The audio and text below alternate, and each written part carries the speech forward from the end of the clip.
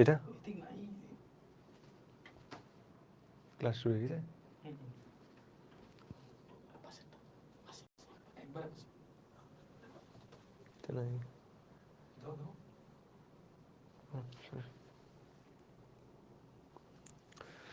আসসালামু আলাইকুম, চলে আসলাম তোমাদের মাঝে ঠিক ঠিক 5টায় তোমাদের পরিণতির যে ক্লাস ছিল সেটা নিয়ে হাজির হয়ে গেলাম। তো খুব দ্রুত তোমরা জয়েন করে ফেলো যেহেতু ক্লাস শুরু হয়ে গেছে। আর তোমরা ক্যাপশন হয়তো দেখতেই পাচ্ছ আজকে তোমাদের কি ক্লাস আছে।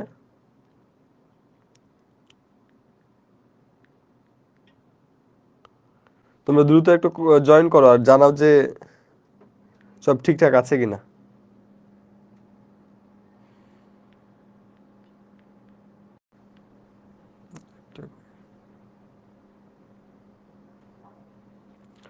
সবাই দ্রুত জয়েন হও, 5টার ক্লাস শুরু হয়ে গেছে তোমাদের পরিণতির। একটু কমেন্ট, তোমরা একটু দয়া করে কমেন্ট করো যারা লাইভে যুক্ত হয়ে গেছো।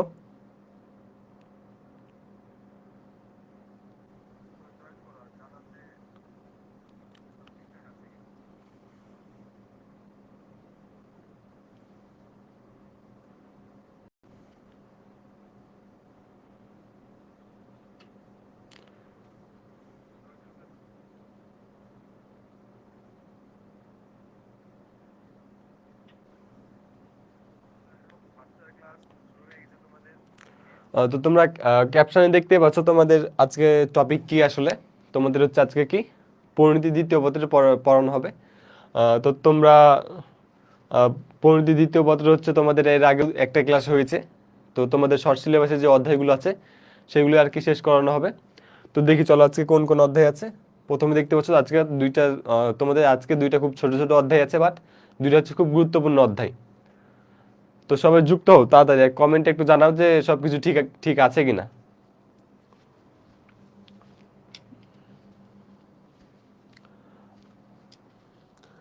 সাউন্ড এবং লাইট কিংবা দেখতে পাচ্ছ কিনা ভালোভাবে একটু কমেন্টে জানাই দাও সবাই।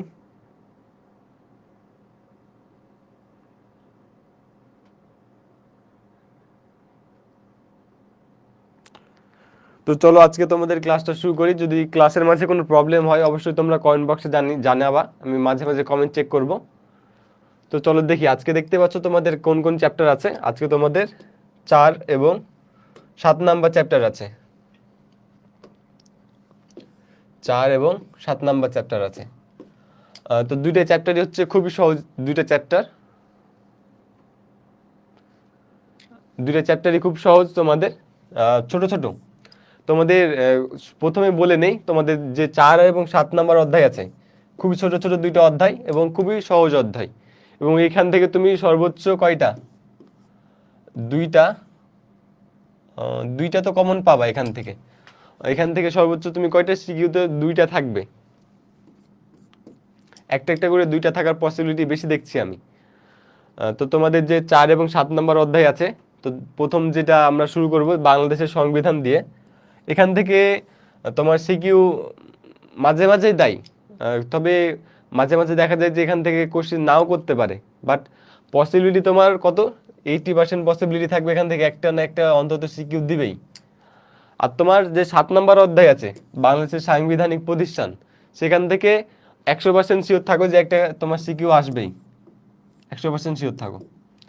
অর্থাৎ প্রায় ধরে নাও যে দুইটা অধ্যায় থেকে দুইটা সিকিউ তোমার মাস্ট বি আসবে।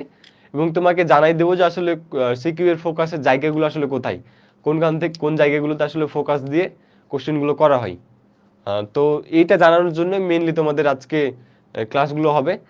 তোমরা এই ছোট অধ্যায়, ছোট দুইটা চ্যাপ্টার তোমরা অবশ্যই অবশ্যই হয়তো পড়ে রেখেছো, খুব ভালোভাবে পড়া আছে। এবং তোমরা জানো যে এই 4 নম্বর অধ্যায় এবং 7 নম্বর অধ্যায় খুবই ছোট অধ্যায় এবং দুইটা হচ্ছে সংবিধান রিলেটেড। একটা হচ্ছে বাংলাদেশের সংবিধান আর একটা হচ্ছে বাংলাদেশের সাংবিধানিক প্রতিষ্ঠান। দুটো খুব ছোট অধ্যায়, আশা করি তোমরা পড়তে তোমাদের কোনো অসুবিধা হয়নি। আজকে তোমাদের খুব দ্রুত এই দুটো অধ্যায় পড়ানোর পাশাপাশি এখান থেকে কোন জায়গাগুলো থেকে সিকিউ দেয় এবং কিভাবে তুমি আরেকবার রিভিশন দিবা সেটা বলে দেব। তো তোমরা একটু কমেন্টে জানাও সবকিছু ঠিকঠাক আছে কিনা, আমরা তাহলে ক্লাস শুরু করে দিই। আপাতত সবকিছু ঠিকঠাক আছে, তাহলে আমরা শুরু করি। তো 4 নম্বর অধ্যায় তোমরা দেখলাই যে 4 নম্বর অধ্যায়টা কি, বাংলাদেশের সংবিধান। অর্থাৎ প্রত্যেকটা দেশের জন্য কি একটা সংবিধান দরকার হয়। অর্থাৎ একটা দেশ যে তুমি শাসন করবা, সেই শাসন করার জন্য কি একটা সংবিধান লাগে।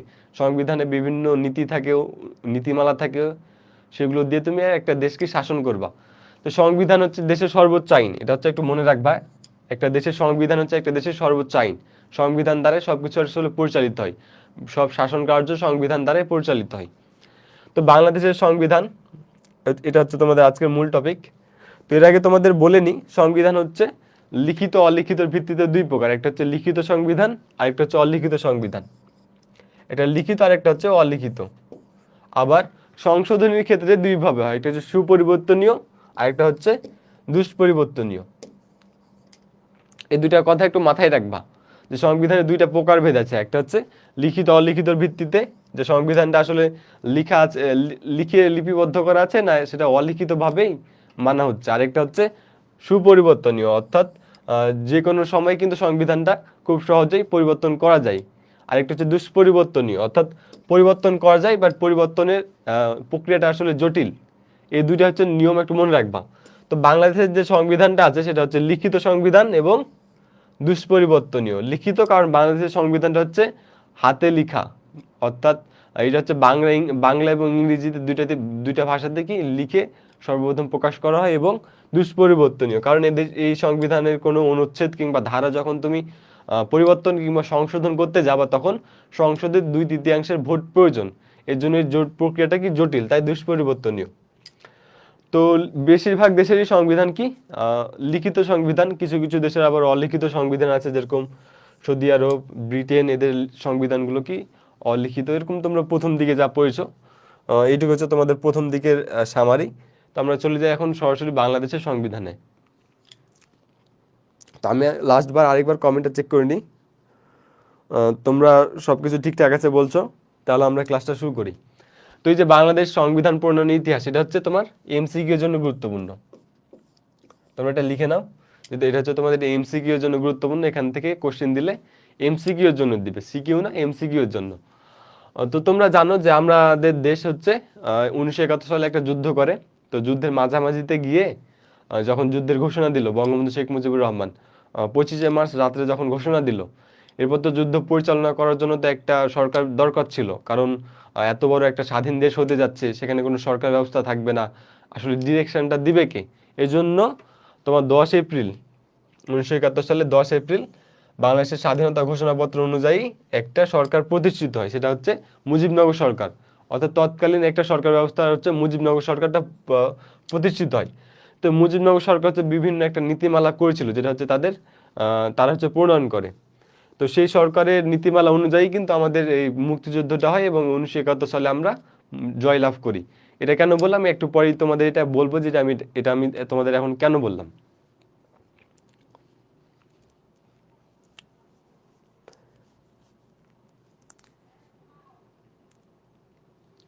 তো দেখো, বাংলাদেশের সংবিধান প্রণয়ন ইতিহাস, সেটা সেটা থেকে আমরা একটু দেখি যে বাংলাদেশের সংবিধান আসলে কখন প্রণয়ন করা হয়। তো তোমাদের একটু আগে বললাম যে বাংলাদেশের সংবিধান হচ্ছে বাংলাদেশের মুক্তিযুদ্ধ যেটা, সেটা হচ্ছে 1971 সালের 16 ডিসেম্বর। তো আমরা মুক্তিযুদ্ধে কি বিজয় লাভ করে ফেললাম। এখন আমরা কি একটা নতুন একটা দেশ পেয়ে গেলাম, যে 1971 সালের 16 ডিসেম্বর। 1971 সালের 16 ডিসেম্বর কি আমরা যখন জয়লাভ করলাম, তখন হচ্ছে আমরা একটা নতুন একটা দেশ পেলাম। এরপর আমাদের দেশের যে সর্বাধিনায়ক ছিল সে কে ছিল, বঙ্গবন্ধু শেখ মুজিবুর রহমান। তো বঙ্গবন্ধু শেখ মুজিবুর রহমান তখনও কিন্তু কোথায় বন্দী ছিল, পাকিস্তানের কারাগারে বন্দী ছিল। এরপর তখন সে 1972 সালের 10ই জানুয়ারি 1972 সালের 10ই জানুয়ারি হচ্ছে বঙ্গবন্ধু প্রথমবার, অর্থাৎ যুদ্ধের পর হচ্ছে প্রথম বাংলাদেশে আসে আর কি, স্বদেশ প্রত্যাবর্তন করে। তো বাংলাদেশে যখন তিনি আসলো, তখন তিনি হচ্ছে সর্বপ্রধান ছিল, অর্থাৎ তখন রাষ্ট্রপতি শাসিত সরকার ছিল। তো তো তিনি হচ্ছে রাষ্ট্রপতি ছিল। তো তিনি এসে দেখলেন যে দেশকে তো এখন পরিচালনা করা লাগবে, দেশের কার্যক্রম তো শুরু করা লাগবে। তাই তিনি তো দেশের যখন কার্যক্রম পরিচালনা করা লাগবে, তো তাকে তো একটা সংবিধান দরকার। একটা দেশ যখন পরিচালনা করতে হবে তখন দেশের একটা সংবিধানের প্রয়োজন দরকার, যে দেশটা আসলে চলবে কিভাবে। তো তিনি দেখলেন যে এখন যদি আমরা নতুনভাবে সংবিধান প্রণয়ন করতে যাই তো তখন টাইম লাগবে। সংবিধান তো আর 1-2 দিনে তোমার তৈরি করা যাবে না, যে আজকে ভাবলাম কালকে একটা সংবিধান করে ফেললাম। তো তিনি একটা চালাকি করলেন। চালাকিটা হলো, তিনি 11 জানুয়ারি একটা অস্থায়ী সংবিধানের আদেশ জারি করলেন, যেটা হচ্ছে 1971 সালে যে মুজিবনগর সরকার যে একটা স্বাধীনতার ঘোষণাপত্র দ্বারা মুক্তিযুদ্ধ পরিচালনা করেছিল, তাদের যে নীতিমালা ছিল, সেই নীতিমালা প্রেক্ষাপটে অর্থাৎ সেই নীতিমালার আদর্শই তিনি একটা অস্থায়ী সংবিধান আদেশ জারি করে ফেললেন। যে একটা অস্থায়ী সংবিধান আদেশ জারি করলাম, যেটার মাধ্যমে আপাতত দেশ চলবে এবং একটা নতুন সংবিধান তৈরির জন্য কার্যক্রম শুরু করে দিতে হবে। তো একসাথে তিনি দুইটা কাজ করলেন। একটা হচ্ছে অস্থায়ী সংবিধানের আদেশ জারি করলেন 1971 সালের 11 জানুয়ারি, অর্থাৎ দেশে ফিরে এসেই আগের যে মুজিবনগর সরকার নীতিমালা ছিল সেই নীতিমালা অনুযায়ী, এবং নতুন সংবিধান তৈরির একটা প্রচেষ্টা কিংবা দায়িত্ব তিনি গ্রহণ করে তার কাজ এগিয়ে নিতে থাকলেন। তো তোমাদের এখানে গুরুত্বপূর্ণ একটা টপিক, সেটা হচ্ছে 1971 সালে 11 জানুয়ারি তিনি একটা অস্থায়ী সংবিধান আদেশ জারি করেন বাংলাদেশে। 1972 সালের 11 জানুয়ারি, এটা হচ্ছে খুবই গুরুত্বপূর্ণ। এই তারিখটা মনে রাখবা যে 1972 সালের 11 জানুয়ারি তিনি অস্থায়ী সংবিধান আদেশ জারি করেন, এবং এর প্রেক্ষাপটটা তোমাদের বলেই দিয়েছি আমি, যে কেন আসলে এটা জারি করেছিলেন।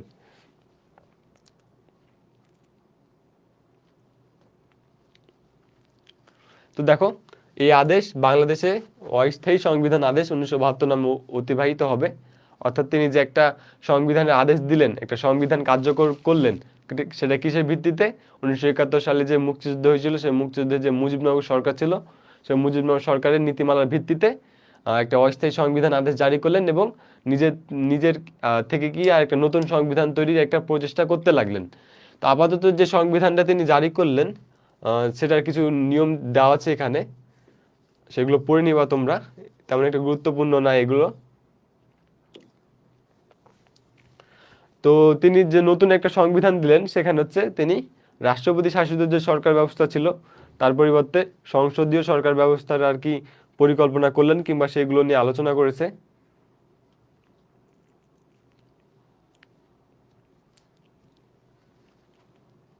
তো এই বৈশিষ্ট্যগুলো তোমরা একটু পড়ে নিবা। এগুলো তেমন একটা গুরুত্বপূর্ণ না যে তোমার বোর্ড এক্সামে আসবে, সিকিউতে আসবে, তেমন একটা না। এখান থেকে তুমি জাস্ট একটা মনে রাখবে, সেটা হচ্ছে 1972 সালের 11 জানুয়ারি। 1972 সালে 11 জানুয়ারি বাংলাদেশে অস্থায়ী সংবিধান আদেশ জারি করেন কে? বঙ্গবন্ধু শেখ মুজিবুর রহমান। এটা এমসিকিউর জন্য খুবই গুরুত্বপূর্ণ, জাস্ট এটুকু মনে রাখলে তোমার হবে এখান থেকে। আর এগুলোর যে ধারা টারা আছে, এগুলো তো তুমি জাস্ট একবার দেখবা তোমার ইচ্ছা হলে, না ইচ্ছা হলে তো দরকার নাই, কারণ এখান থেকে অত ডিপলি কোশ্চেন দিবে না। তো এরপর তোমার সংবিধান ইতিহাসের কাহিনীটা একটু বলে দিই তোমাদের। তোমাদের বই হয়তো দেওয়া আছে, আহ, তো আমি একটু জাস্ট একটু তোমাদের হালকাভাবে বলছি। তোমাদের বইয়ে দেওয়া আছে কিনা জানি না, বাট অ্যাডমিশনে কিন্তু টাইমটুকু লাগে, বাংলাদেশ সংবিধান ইতিহাস, প্রণয়ন ইতিহাস।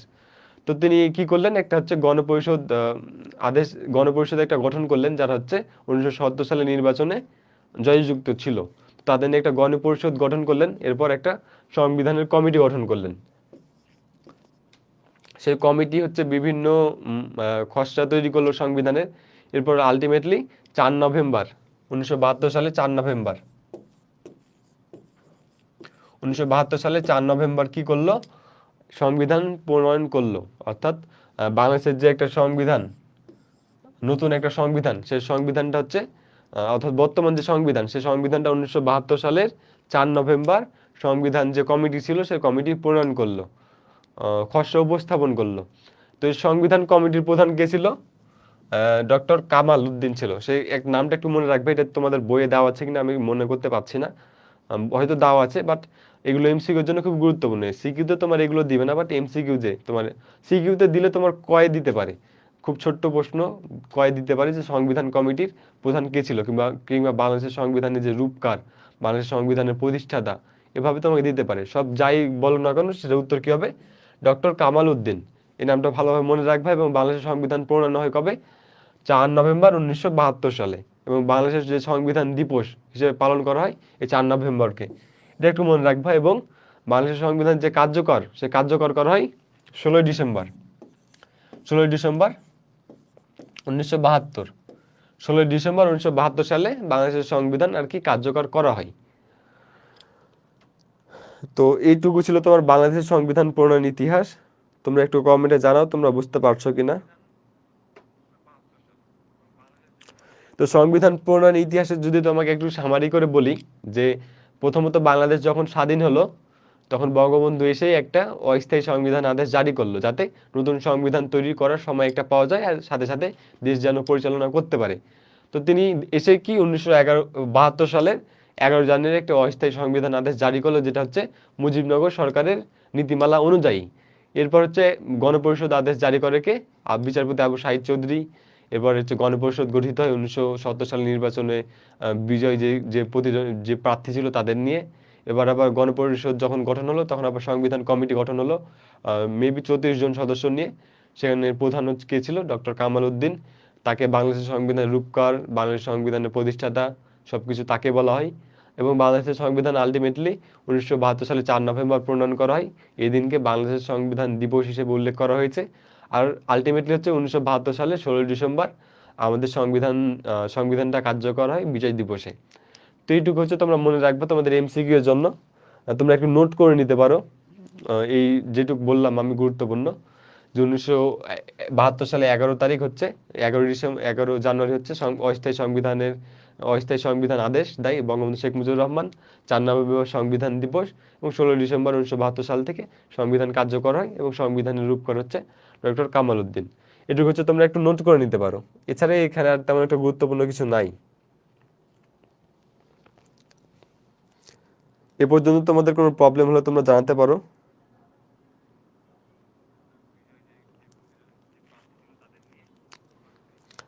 তো এই অধ্যায়ে তোমাদের সিকিউতে যদি আমি বলি, সিকিউতে এই অধ্যায় খুব গুরুত্বপূর্ণ হচ্ছে এই টপিকটা।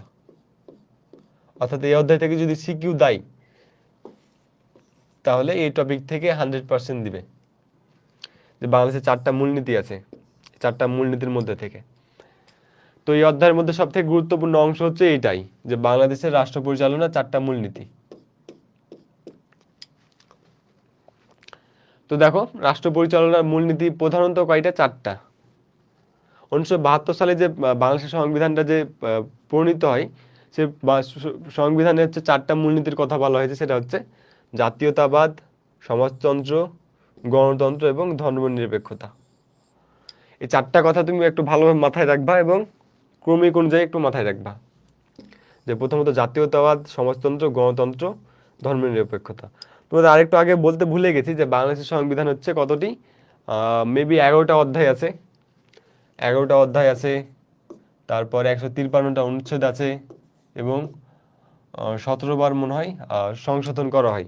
এই ডিটেলসগুলো হচ্ছে তুমি হচ্ছে তোমার হচ্ছে বই থেকে দেখবা। আর তোমার যদি কোনো অ্যাডমিশনের যদি কোনো বই থাকে, সাপোজ জোবাইস জিকে বলো, জর্জ সিরিজ বলো, আর মিহির জিকে বলো, তোমাদের একটা না একটা থাকার কথা। যারা অ্যাডমিশন নিয়ে একটু বেশি চিন্তা ভাবনা করো তাদের কাছে এই 3টা বই থাকার কথা। তো বাংলাদেশের সংবিধান প্রণয়ন ইতিহাসটা একটু তোমরা দেখে নিবা শর্টকাটে, তোমার হচ্ছে জিকে বই থেকে। যে বাংলাদেশ সংবিধানে যে 11টা অধ্যায় আছে, 153টা অনুচ্ছেদ আছে, 17টা সংশোধন হয়েছে, এই বিষয়গুলো হচ্ছে তোমার এখন থেকে তুমি জানাশোনা লাগবে। কারণ হচ্ছে তোমার এগুলো অ্যাডমিশনে লাগবে, তোমার মাস্ট বি এখান থেকে কোশ্চেন আসে তোমার জিকে অংশে। তো এগুলো এখন থেকে তুমি দেখে রাখবা। তো এই যে তোমার 153টা অনুচ্ছেদ আছে, এই 153টা অনুচ্ছেদের মধ্যে তোমার যে রাষ্ট্রীয় মূলনীতি, মৌলিক অধিকার সব এইগুলোর মধ্যে কি আলোচনা করা হয়েছে। তো আমরা 4টা মূলনীতির কথা বলছিলাম। তো এই মূলনীতিগুলো কোনটা কোন অনুচ্ছেদে আছে, খুব সিরিয়াল অনুযায়ী আছে। প্রথমে জাতীয়তাবাদ আছে, তারপর সমাজতন্ত্র আছে, তারপর গণতন্ত্র আছে, তারপর ধর্মনিরপেক্ষতা আছে। আমি অনুচ্ছেদগুলো এখন ঠিক মনে করতে পারছি না। একদম শুরুর দিকে প্রথম অধ্যায়, দ্বিতীয় অধ্যায় মেবি একদম শুরুর দিকে আছে। তো একটু তোমরা এগুলো একটু দেখবা, তোমাদের জিকে অংশতে খুব গুরুত্বপূর্ণ অ্যাডমিশনে গিয়ে। আমি যখন অ্যাডমিশন দিয়েছি এগুলো খুব ভালোভাবে মুখস্থ করে রেখেছিলাম, তবে এখন চচ্চড়াভাবে হয়তো ঠিক মনে পড়ছে না। তো তোমাদের এই পর্যন্ত তোমাদের বুঝতে কোনো অসুবিধা হচ্ছে কিনা একটু জানাবা।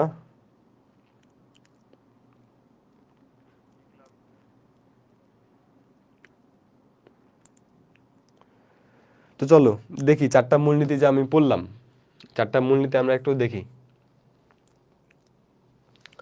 তো এখানে হচ্ছে জাতীয়তাবাদের ক্ষেত্রে কি তোমার বই যেটা লেখা আছে, অর্থাৎ তোমার সংবিধানে যে জাতীয়বাদের সংজ্ঞা দেওয়া আছে সেটা পুরোপুরি এখানে তুলে দেওয়া আছে। তো জাতীয়বাদ ব্যাপারটা আসলে কি, যে আমরা হচ্ছে আমাদের মধ্যে একটাই জাতীয়তাবাদ আছে, সেটা হচ্ছে আমরা হচ্ছে জাতি হিসেবে আমরা কি বাঙালি, এবং জাতীয়তা হচ্ছে আমাদের বাংলাদেশ। এই যে দেখো, আমরা একটা আমাদের একই ভাষা, একই সাহিত্য, একই সংস্কৃতি, একই ইতিহাস, একই সাথে আমরা যখন থাকছি, তখন আমাদের মধ্যে একটা নিজস্ব একটা চেতনা কাজ করছে। সেই চেতনাটা কি? জাতীয়তাবাদের চেতনা। এই যে দেখো, আমরা প্রথমে কি ছিলাম, একটা হচ্ছে ভারতবর্ষের একটা অংশ ছিলাম মাত্র, তারপরে কি একটা পাকিস্তানের অংশ হলাম, কিন্তু আমরা দেখলাম যে আমাদের সাহিত্য, সংস্কৃতি সবকিছু কি আলাদা, আমাদের চেতনা আলাদা। এই চেতনাটা বলতে আমরা জাতীয়তাকে বুঝাচ্ছি। এই যে দেখো, আমাদের নিজেদের মধ্যে যখন একটা জাতীয়তাবাদের বীজ উত্থাপিত হলো, তারপর আমরা কি নিজেদের একটা আলাদা জাতি হিসেবে ভাবতে শুরু করলাম, আলাদা দেশ আমরা দেশ করার প্রয়োজন দেখা দিল। তার ফলে কি আলটিমেটলি আমরা একটা নতুন জাতি হিসেবে নতুন জাতি আমরা নতুন একটা স্বাধীন দেশ পেয়ে গেলাম যুদ্ধ করে। তো দেখো, এটা আরেকটা ভালো যদি তোমাদের উদাহরণ দিই, সেটা হচ্ছে তোমরা দেখবা যে আরবি, তোমরা দেখবা যে এই যে দেখো, আরবে অনেকগুলো দেশ আছে, সবগুলো দেশের ভাষাই কি আরবি, বাট সবগুলো কি এক দেশে পড়ে না। তাদের জাস্ট ভাষা একরকম হলেও তাদের যে জাতীয়তাবাদের চেতনা সেটা হচ্ছে আলাদা। সৌদি আরবের একরকম জাতীয়তাবাদ আছে, ওমানের আরেক রকম জাতীয়তাবাদ আছে, বাহরাইনের আরেক রকম জাতীয়তাবাদ আছে। তো এই যে একটা দেশের মধ্যে যখন তোমরা একসাথে থাকছো সবাই, তখন তোমাদের মধ্যে একটা নিজস্ব জাতীয়তাবাদ চেতনা উন্মেষ হচ্ছে। তো আমাদের জাতীয়তাবাদ চেতনা হচ্ছে কি, আমরা হচ্ছে বাঙালি, এবং আমাদের জাতীয়তা হচ্ছে বাংলাদেশী। এটা হচ্ছে আমাদের জাতীয়তাবাদের চেতনা। তো জাতীয়বাদ বাংলাদেশের সংবিধানে কত নবম অনুচ্ছেদে আলোচনা করা হয়েছে। এটা একটা খুব গুরুত্বপূর্ণ, এমসিকিউর জন্য খুব গুরুত্বপূর্ণ। তোমরা নবম অনুচ্ছেদ, এটা হচ্ছে তোমরা তোমরা হচ্ছে দাগাই রাখবা, এটা হচ্ছে তোমাদের এমসিকিউর জন্য খুবই গুরুত্বপূর্ণ।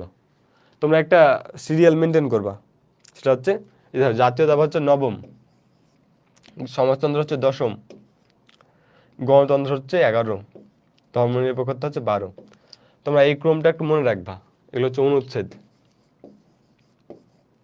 তোমাদের একটু আগে বললাম যে সংবিধানে কয়টা 11টা অধ্যায় আছে, এবং 11টা অধ্যায়ের আন্ডারে 153টা অনুচ্ছেদ আছে।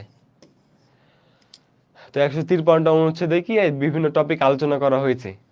তো এই যে দেখো, যে 4টা মূলনীতি আছে প্রধান, 4টা মূলনীতি 9, 10, 11, 12, এই 4টা অনুচ্ছেদে আর কি আলোচনা করা হয়েছে। তো আমরা প্রথমে জাতীয়তাবাদ দেখলাম, এবার আমরা দেখব সমাজতন্ত্র, শোষণ মুক্তি।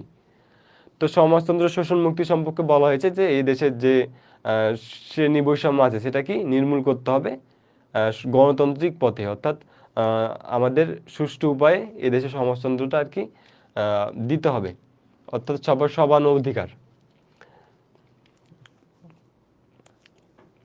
তো পুরোপুরি সমাজতন্ত্র সম্পর্কে বলা হয়নি, বলা হয়েছে শ্রেণী শোষণ থেকে আমাদের মুক্তি দিতে হবে, এবং সেটা হবে গণতন্ত্র পন্থাই, এবং সেটা হবে অহিংস পন্থাই। তো এটা ছিল দ্বিতীয় মূলনীতি। এবার আমরা দেখবো তৃতীয় মূলনীতি, সেটা হচ্ছে গণতন্ত্র, মানবাধিকার। আমাদের দেশ যে তোমরা জানো যে সংসদীয় সরকার ব্যবস্থা এই দেশে, এই সংসদীয় সরকার ব্যবস্থা হচ্ছে গণতন্ত্র খুবই গুরুত্বপূর্ণ, অর্থাৎ জনগণের প্রত্যক্ষ ভোটে কিন্তু নির্বাচন ব্যবস্থা হয় কিন্তু এদেশে। তো সেগুলো আর কি বলা হয়েছে। ধর্মনিরপেক্ষতা ও ধর্মীয় স্বাধীনতা, ধর্ম নিয়ে দেখা যাচ্ছে কয়েকবার কিন্তু সংশোধন করা হয়েছে, কিন্তু আলটিমেটলি ইসলাম এই দেশের সংখ্যা গরিষ্ঠ হলেও এই দেশকে ধর্মনিরপেক্ষতা হিসেবে সংবিধানে ঘোষণা করা হয়েছে। এই যে দেখো, কয়েকবার কিন্তু সংবিধান কিন্তু সংশোধন করা হয়।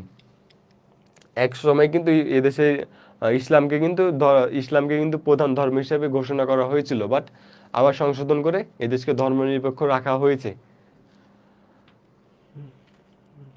তো এই ধর্মনিরপেক্ষতা বলতে কোনো ধরনের অসাম্প্রদায়িকতা থাকবে না, একটা সাম্প্রদায়িক সম্প্রীতি বিরাজ করবে সব ধর্মের মধ্যে, এটা মূলত বলা হয়েছে। অর্থাৎ ধর্মের জন্য অপব্যবহার না হয়, সেটাই মূলত এই ধর্মনিরপেক্ষতায় বলা হয়েছে। তো আমরা যে 4টা রাষ্ট্রীয় মূলনীতি দেখলাম, এই 4টা রাষ্ট্রীয় মূলনীতির গুরুত্ব তোমাদের এখান থেকে যদি কোশ্চেন হয়,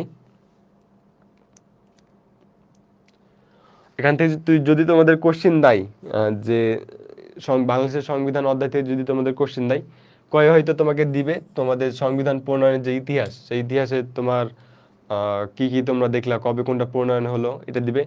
হয়তো দিবে যে বাংলাদেশের সংবিধান লিখিত এবং দুষ্পরিবর্তনীয় কেন, একটা অনুধাবনমূলক দিবে। গয়ে গিয়ে তোমাকে দিবে, গয়ে এবং ঘয়ে এই যে 4টা মূলনীতি দেখতে পাচ্ছ, এই 4টা মূলনীতি এবং তোমার মৌলিক অধিকার। একটু পরে তোমরা চলে আসবে মৌলিক অধিকারে। এই মূলনীতি আর এবং মৌলিক অধিকার এবং সংবিধানের গুরুত্ব, মূলত এগুলো থেকে তোমার গ এবং ঘ দিবে। তো মূলনীতি থেকে যদি দেই এই 4টা মূলনীতি, তোমাকে 4টা মূলনীতির সম্পর্কে বলবে যে বাংলাদেশের সংবিধানের 4টা মূলনীতির কথা আলোচনা করা হয়েছে, সেই 4টা মূলনীতি তুমি ব্যাখ্যা করো কিংবা লিখো। তখন তোমাকে গয়ে 4টা মূলনীতি লেখা লাগবে। তো মূলনীতিগুলো যখন পড়বা এর গুরুত্বটা একটু মনে রাখবা, যে জাতীয়তাবাদ, সমাজতন্ত্র, গণতন্ত্র এবং ধর্মনিরপেক্ষতা। এই ছিল তোমাদের একটা কমন দিয়ে দিলাম তোমাদের, খুবই সহজ। এছাড়াও আরও কিছু রাষ্ট্রীয় মূলনীতি আছে যেগুলো একবার তুমি চোখ বুলাবা তাহলে হবে, যেরকম মালিকানা নীতি অনুযায়ী 3 প্রকার মালিকানা নীতি তোমরা দেখেছো: কৃষক ও শ্রমিকের মুক্তি, মৌলিক প্রয়োজনের ব্যবস্থা, গ্রামীণ উন্নয়ন ও কৃষি বিপ্লব, অবনৈতিক ও বাধ্যতামূলক শিক্ষা, জনস্বাস্থ্য, নৈতিকতা, পরিবেশ ও জৈব বৈচিত্র্য সংরক্ষণ ও উন্নয়ন, সুযোগের সমতা। এগুলো হচ্ছে সবগুলো কি মূলনীতি, অন্যান্য রাষ্ট্রীয় মূলনীতির মধ্যে এগুলো পড়ে। এগুলো তোমাদের আলাদা করে আলোচনা করলাম না, আলোচনা করলে খুব বড় হবে অধ্যায়টা, তোমাদের লেকচারটা অনেক বড় হবে আর শুনতে বিরক্তি লাগবে। তো তোমাদের 4টা যে মূলনীতি বললাম, প্রধান 4টা মূলনীতি, ওই 4টা মূলনীতি ভালোভাবে পড়বো তাহলে হবে। আর আমরা চলে যাব মৌলিক অধিকারে, এবং দ্বিতীয় সর্বোচ্চ গুরুত্বপূর্ণ এখানে এইটা। অর্থাৎ এই অধ্যায় থেকে যদি কোশ্চেন করা হয়, তোমার মূলনীতি এবং মৌলিক অধিকার এবং সংবিধানের গুরুত্ব, এই 3টে জিনিস থেকে কিন্তু করা হবে। তো তোমরা একটু কমেন্টে জানাও তোমাদের কোনো প্রবলেম হচ্ছে কিনা ক্লাস করতে। তোমাদের রেসপন্স খুবই কম।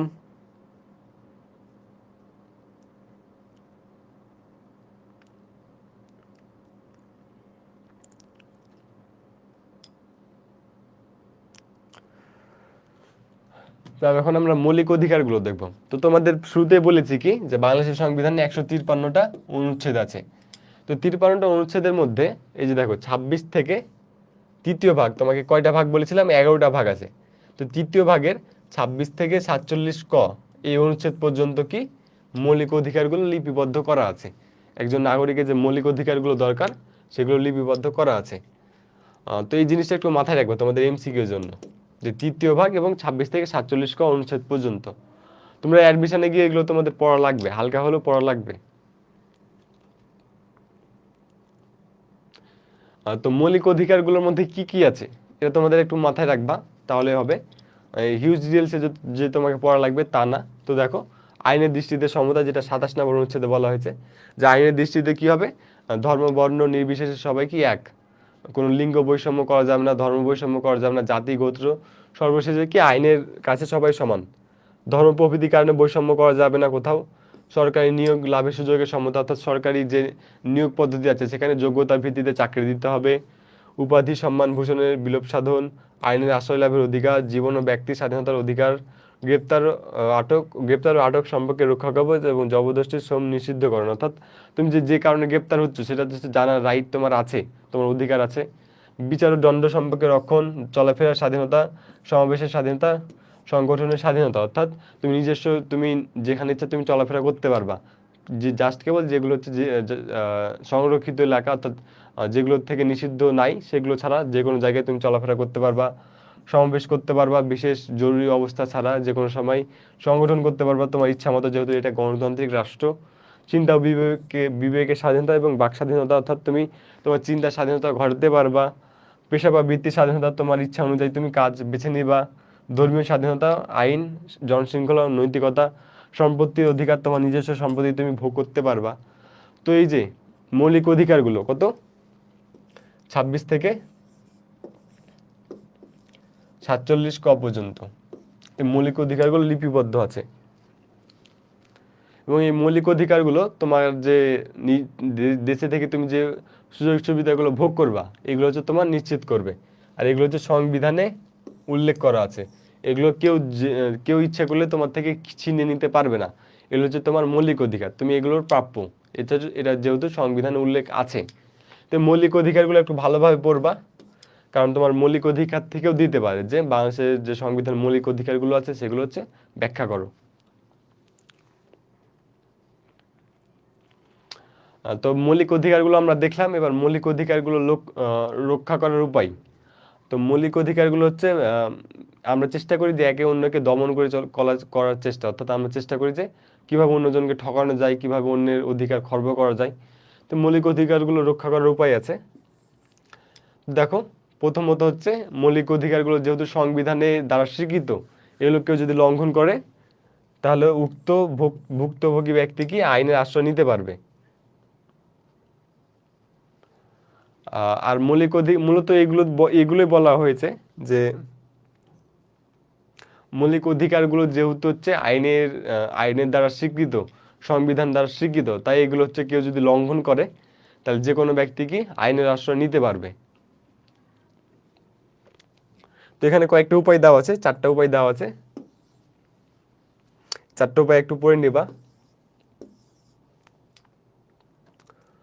এই অধ্যায় মূলত খুবই ছোট একটা অধ্যায়, তোমার দ্বিতীয় পদের এই অধ্যায়টা সব থেকে বেশি ছোট।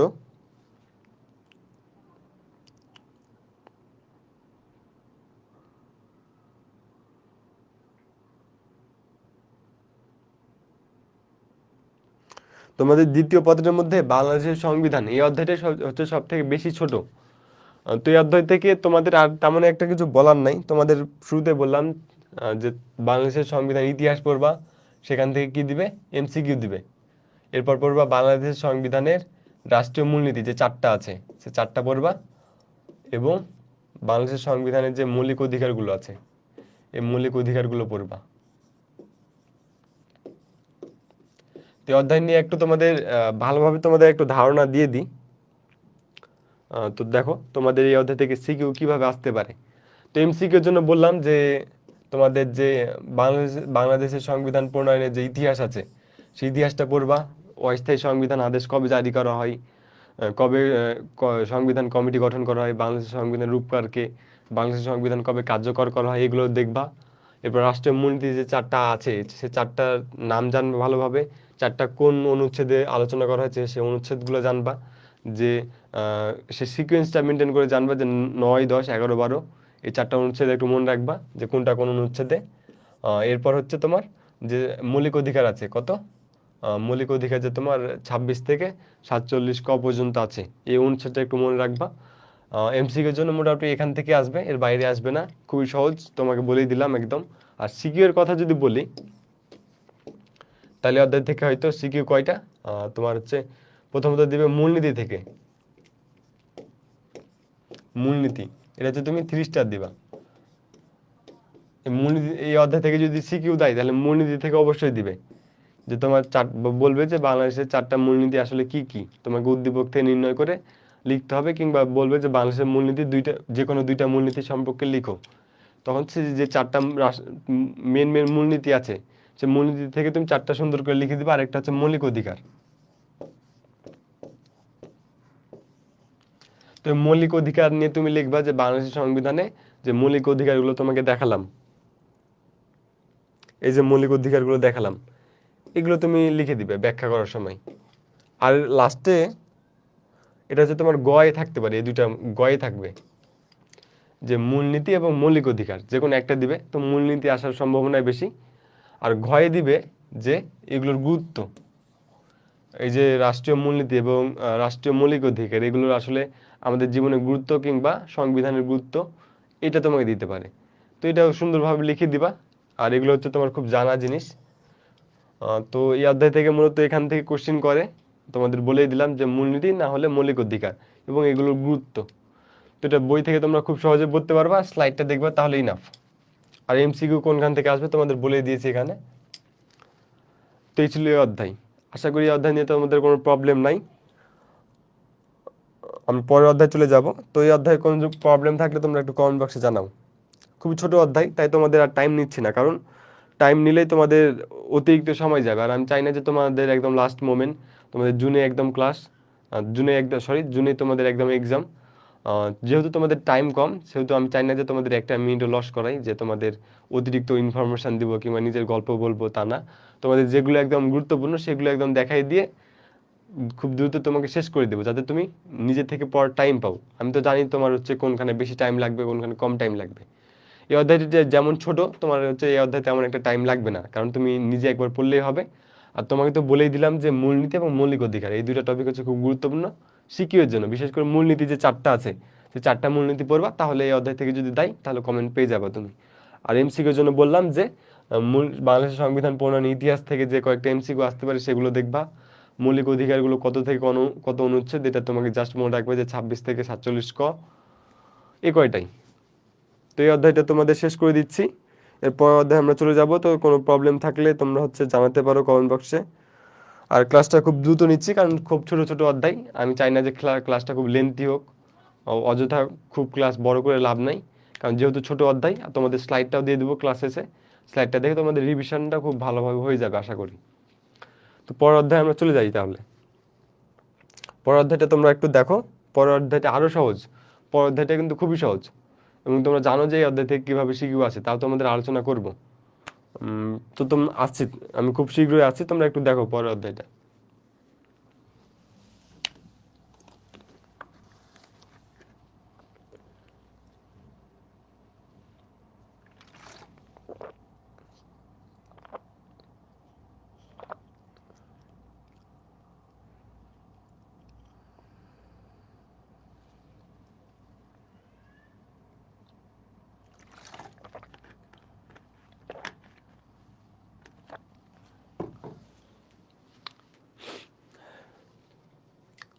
তো পরের অধ্যায় দেখতেই পাচ্ছ তোমরা যে বাংলাদেশের যে সাংবিধানিক প্রতিষ্ঠান আছে সেগুলো নিয়ে আলোচনা করা হয়েছে।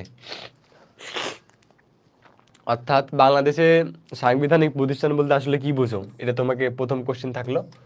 তো সাংবিধানিক প্রতিষ্ঠান হচ্ছে যেগুলো হচ্ছে সংবিধান দ্বারা স্বীকৃত প্রতিষ্ঠান, অর্থাৎ যেগুলোর কথা সংবিধানে বলা হয়েছে সেগুলো হচ্ছে সংবিধান প্রতিষ্ঠান। অর্থাৎ এগুলো হচ্ছে সাংবিধানিকভাবে স্বীকৃত, কারণ এগুলোর কথা সংবিধানে বলা হয়েছে। এবং যে কেউ চাইলে এই প্রতিষ্ঠানগুলোকে বিলুপ্ত কিংবা এগুলো খর্ব করতে পারবে না এগুলোর দায়িত্ব থেকে, কারণ এগুলোর দায়িত্ব কিংবা এগুলোর কাজকর্ম সব সংবিধান দ্বারা স্বীকৃত। তো এখানে তোমাদের চারটা সাংবিধানিক প্রতিষ্ঠানের কথা বলা হয়েছে। চারটা হচ্ছে, একটা হচ্ছে কর্ম কমিশন, সরকারি কর্ম কমিশন, আরেকটা হচ্ছে তোমাদের অ্যাটর্নি জেনারেল, নির্বাচন কমিশন, আরেকটা হচ্ছে মহাহিসাব নিরীক্ষক।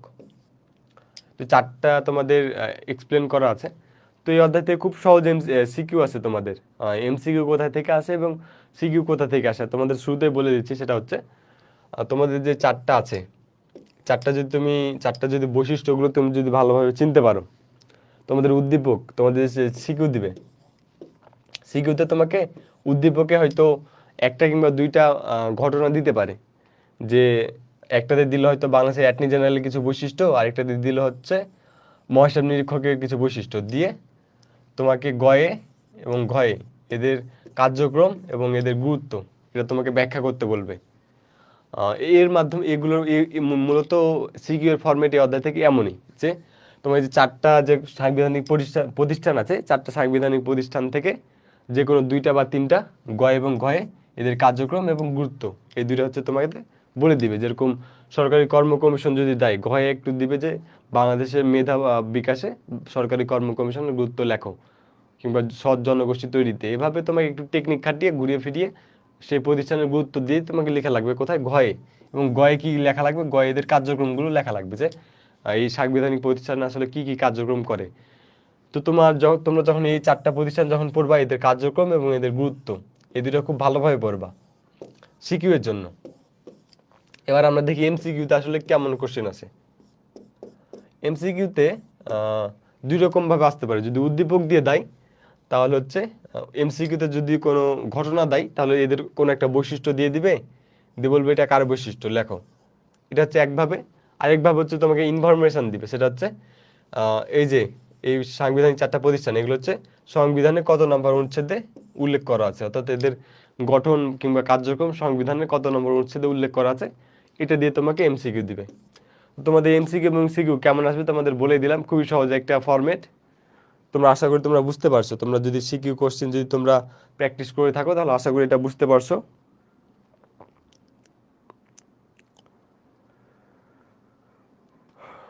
তো আমরা চলে যাই আহ, আমরা সাংবিধানিক যে 4টা প্রতিষ্ঠান আছে সেগুলোতে চলে যাই, খুবই সহজ এগুলো। প্রথমে আমরা দেখব সরকারি কর্ম কমিশন, অর্থাৎ বাংলাদেশ সিভিল সার্ভিস। আমরা যে বিসিএস বলি না, আমরা চারিদিকে শুনি না যে তোমরা যারা বিশেষ করে আর্টসের পোলাপান আছো, তারা তো তাদের ফিউচার প্ল্যান কি থাকে, বিসিএস ক্যাডার। বেশিরভাগই ম্যাক্সিমামেরই বিসিএস ক্যাডার টার্গেট থাকে, কারণ আর্টসের আর অন্য অপশান কিন্তু খুবই কম থাকে। বিসিএস ক্যাডার, আর যারা লতে পড়ে কিংবা ইকোনমিক্সে যায় তারা হচ্ছে আরও এক্সট্রা বেনিফিট পায়। এছাড়া যে যেমনভাবে ক্যারিয়ার করে, বাট বেশিরভাগ জনেরই টার্গেট থাকে বিসিএস ক্যাডার। তো এই যে বিসিএস ক্যাডার পদ্ধতি যে নিয়োগ বাছাইকরণ করে, পদ্ধতি বিভিন্ন প্রক্রিয়া যে তাদের যোগ্য প্রার্থীকে বেছে নেয়, এটা আসলে কে করে? বাংলাদেশ সিভিল সার্ভিস, অর্থাৎ বাংলাদেশ সরকারি কর্ম কমিশন এই কাজটা করে। তো বাংলাদেশ সরকারি কর্ম কমিশন, এটা হচ্ছে একটি ইতিহাস আছে যে প্রথমে এটা কি দুইটা ভাগে বিভক্ত ছিল, প্রথম কর্ম কমিশন আর দ্বিতীয় কর্ম কমিশন। তবে 1977 সালের 28 নভেম্বর রাষ্ট্রপতির 57 নম্বর আদেশ অনুযায়ী দুটো কর্ম কমিশন কি হয়, একসাথে হয়ে যায়, দিয়ে নাম হয়ে যায় বাংলাদেশ সরকারি কর্ম কমিশন। তো এইটুকু একটু ভালোভাবে পড়ে নিবা তোমরা, যে 1977 সালের 22 ডিসেম্বর এটি বাংলাদেশ সরকারি কর্ম কমিশন নামে পরিচিত। এবং এটা প্রথম দিকে কী ছিল, দুইটা ভাগে বিভক্ত ছিল, এবং দুইটা ভাগ হচ্ছে দুইটা বিভিন্ন পদ্ধতিতে দুইটা গেজেটের আর কি চাকরি বাকরি নিয়োগ দিত। এটা একটু পড়ে নেবা, এমসিকিউর জন্য এটা গুরুত্বপূর্ণ।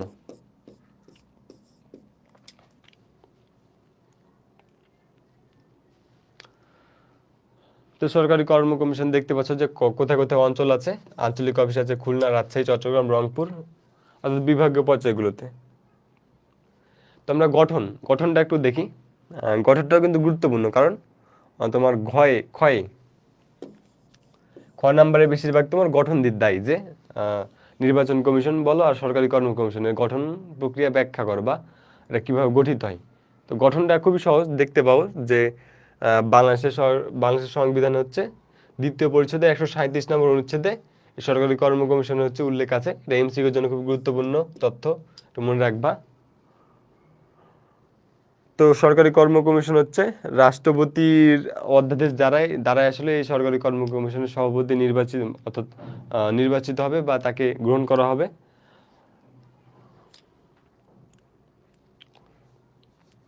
তো দেখো কতজন, 6 থেকে 15 জন, এটা একটু মাথায় রাখবা, 6 থেকে 15 জন। সরকারি কর্ম কমিশনের সদস্য কয়জন হবে? 6 থেকে 15 জন, এটা একটু মনে রাখবা। আর এই 6 থেকে 15 জনের মধ্যে একজন সভাপতি থাকবে, যে হচ্ছে এই সরকারি কর্ম কমিশনের প্রধান থাকবে, তাকে গিয়ে রাষ্ট্রপতি নিয়োগ দিবে। এই জিনিসগুলো একটু মাথায় রাখবা, তাহলে হবে। আর কর্ম কমিশনের একটা শর্তাবলী দেয় যে এত বছর হওয়া লাগবে তোমাকে। তো সরকারি কর্ম কমিশনের শর্তাবলী খুবই সহজ, এটা দেখে নিবা তোমরা। পদের মেয়াদ থাকে যে কত বছর, 65 বছর পূর্ণ হওয়া পর্যন্ত। এগুলো তোমার কি, এগুলো হচ্ছে তোমার এমসিকিউর জন্য গুরুত্বপূর্ণ। তোমাকে একটু আমি দাগাই দিচ্ছি যে এগুলো জাস্ট পড়ে নিবা, এমসিকিউর জন্য গুরুত্বপূর্ণ। বিশেষ করে যে 65 বছর বা দায়িত্ব গ্রহণের হতে 5 বছর, এগুলো একটু মাথায় রাখবা। এই টার্মগুলো হচ্ছে এমসিকিউ দিতে পারে, তোমার কনফিউশন লাগবে 65 আর 67 নিয়ে। তো কোথায় 65 আর কোথায় 67, এটা একটু মাথায় রাখবা। তো এখানে 65টা মাথায় রাখবা, তাহলে হবে। আর এই যে বিভিন্ন কন্ডিশন দেওয়া আছে। তো কর্ম কমিশনের দায়িত্ব, এটা হচ্ছে সবথেকে বেশি গুরুত্বপূর্ণ। তোমাদের যে 4টা সাংবিধানিক প্রতিষ্ঠান আছে সেগুলোর গঠনটা পড়বা, সেটা এমসিকিউর জন্য। আর এই যে 4টা সাংবিধানিক প্রতিষ্ঠানের যে দায়িত্ব কিংবা কার্যক্রম, এগুলো সেই সাথে 4টা সাংবিধানিক প্রতিষ্ঠানের যে গুরুত্ব, এই দুইটা টপিক হচ্ছে তোমার সিকিউর জন্য গুরুত্বপূর্ণ। একটা হচ্ছে তাদের কার্যক্রম বা দায়িত্ব, আর একটা হচ্ছে তাদের গুরুত্ব। এটা হচ্ছে গ এবং ঘয়ের জন্য খুবই গুরুত্বপূর্ণ।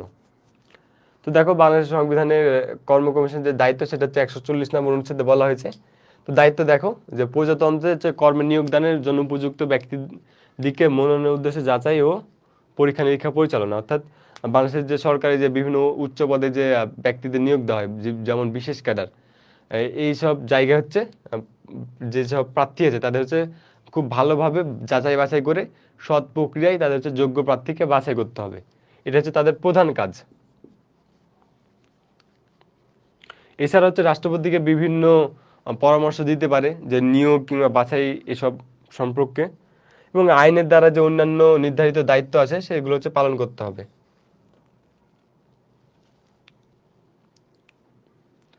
এবং আর অন্যান্য যে দায়িত্বগুলো আছে এগুলো একটু দেখে নিবা, যে বিভিন্ন ক্যান্ডিডেট কিংবা যাই বলো না কেন, বিভিন্ন যে প্রার্থী আছে তাদের হচ্ছে যোগ্যতা বাছাই করা, সঠিক প্রার্থীকে বেছে নেওয়া।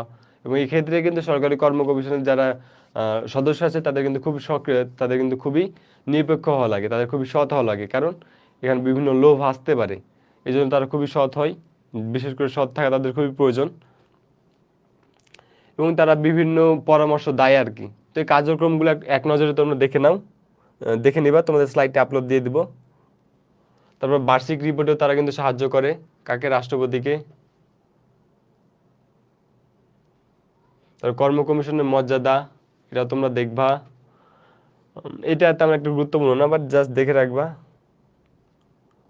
তো এই সরকারি কর্ম কমিশন নিয়ে যা বললাম সেটা হচ্ছে সরকারি কর্ম কমিশন আসলে কি। সরকারি কর্ম কমিশন হচ্ছে বাংলাদেশের যে নিয়োগ ব্যবস্থা আছে তাদের প্রধান পর্যায়ে কি আছে, সরকারি কর্ম কমিশন আছে।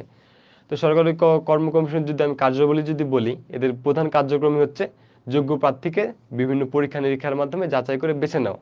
এই ক্ষেত্রে তাদের সৎ এবং নিরপেক্ষ থাকা লাগে। তো এখানে হচ্ছে তাদের কার্যক্রম মূলত এইগুলোই। এছাড়াও অন্যান্য যে কার্যক্রমগুলো আছে তোমাদের স্লাইডে দেওয়া আছে, দেখে নিবা। তো এইগুলো ছিল তাদের কার্যক্রম। এখন আসবো তোমাদের গুরুত্ব সম্পর্কে। সরকারি কর্ম কমিশনের যে গুরুত্ব সেটা হচ্ছে এখন তোমাদের একটু বলে দিচ্ছি, তোমাদের আইডিয়াটা দিয়ে দিচ্ছি, সেটা হচ্ছে মাথায় রাখবা। সেটা হচ্ছে এখানে ঘরে তোমাকে একটু টেকনিক্যালি কোশ্চেন করবে যে একটি সুষ্ঠু প্রশাসন বা একটি সৎ এবং যোগ্য বাংলাদেশ গড়ে উঠতে সরকারি কর্ম কমিশনের গুরুত্ব ব্যাখ্যা করো, এভাবে দিবে আর কি তোমাকে। তো এখানে তোমার সরকারি কর্ম কমিশন যদি সৎ এবং যোগ্য ব্যক্তিকে নিরপেক্ষ থেকে বেছে নেয়, তাহলে তুমি বুঝতে পারবা যে যোগ্য প্রার্থী কি, যোগ্য প্রার্থী তার যোগ্য জায়গায় বসেছে। অর্থাৎ বাংলাদেশের যে শাসন কার্য সেখানে কি যোগ্য প্রার্থীরাই টিকেছে। ফলে দেখা যাবে তারা সৎভাবে তাদের কার্যক্রম পরিচালনা করবে। ফলে একটি দেশে সৎ শাসন প্রতিষ্ঠিত হবে। ফলে দেশের সুশাসন নিশ্চিত হবে, বিভিন্ন উন্নয়ন কার্যক্রম ত্বরান্বিত হবে। এভাবে আর কি তুমি একটু রিলেটেড করে দেখাবা যে সরকারি কর্ম কমিশনের যে গুরুত্ব সেটার প্রভাব কতটুকু আসলে, তাদের যে সৎ এবং নিরপেক্ষ থাকার যে প্রভাব এটা আসলে অনেক বেশি। আর এটা হচ্ছে এটা আমাদের জন্য খুব গুরুত্বপূর্ণ একটা সুন্দর বাংলাদেশ গঠনের জন্য। তো এইভাবে তাদের কার্যক্রম এবং তাদের গুরুত্ব এই দুটো টপিক খুব ভালোভাবে মনে রাখবা, তাহলে হবে। এমসিকিউর জন্য এটা আসলে কত নম্বর অনুচ্ছেদে আলোচনা করা হয়েছে, 137 নম্বর অনুচ্ছেদে, এটা মনে রাখবা, এটা কও দিতে পারে। তো এই ছিল তোমার সরকারি কর্ম কমিশন নিয়ে। আশা করি বুঝতে পারছো। স্লাইড তোমাদের দিয়ে দিব। তো তোমাদের কোনো প্রবলেম থাকলে তোমরা একটু জানাতে পারো কমেন্ট বক্সে।